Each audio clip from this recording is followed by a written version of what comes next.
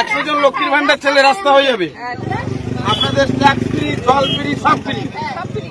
আপনারা লক্ষ্মীর ভান্ডার পাচ্ছেন, লক্ষ্মীর ভান্ডার পাচ্ছ, বাড়িতে অনেক টাকা ঢুকছে, বাড়ি যাও, বাড়ি গিয়ে রান্না করে যাও। লক্ষ্মীর ভান্ডার লাগে না, আমার কাছে পেয়ার দিয়ে দিবেন, কেটে দেবো, ওই টাকা দিয়ে 100 জন লক্ষ্মীর ভান্ডার ছেলে রাস্তা হয়ে যাবে। আপনারা ছেলে মেয়ের মা হয়েছেন, রাস্তায় এত চিল্লাচ্ছেন কেন? আজকে কথা বলো, লক্ষ্মীর ভান্ডার পাচ্ছ, সব পাচ্ছ, রাস্তাও পাবা, ধৈর্য ধরো,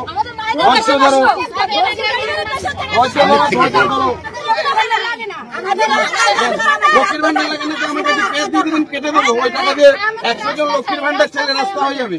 ঠিক আছে, লক্ষ্মীর ভান্ডারের সঙ্গে এইটা তো রাস্তায় কোনো তুলনা হয় না।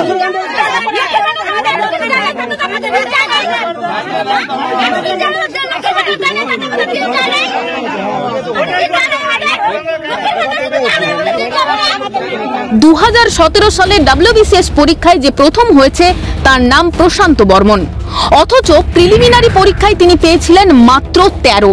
যেখানে কাট অফ নম্বর 122, সেখানে 13 পেয়ে কিভাবে প্রথম?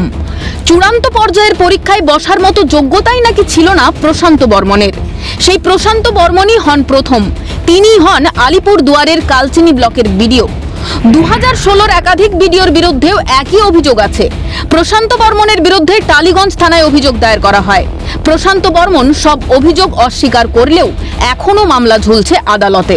জেলা হাসপাতালের চিকিৎসককে হেনস্থার অভিযোগও উঠেছিল শাসকের বলে বলিয়ান কালচিনির এই বিডিওর বিরুদ্ধে।